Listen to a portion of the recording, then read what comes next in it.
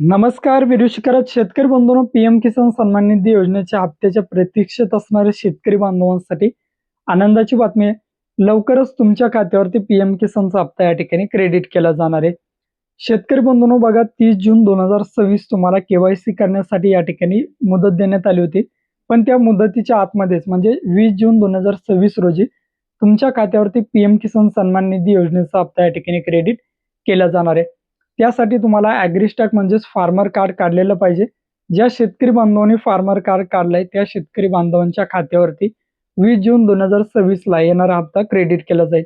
पण त्यानंतरचे जे पुढील हप्ते ते तुम्हाला केवायसी केल्यानंतरच या ठिकाणी दिले जाणार आहे.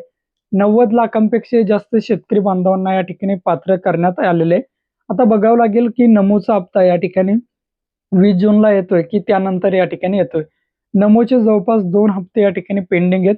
पण असं कुठेही सांगण्यात नाही आलं की नमोचा हप्ता आणि पीएम किसानचा हप्ता 20 जूनला येईल.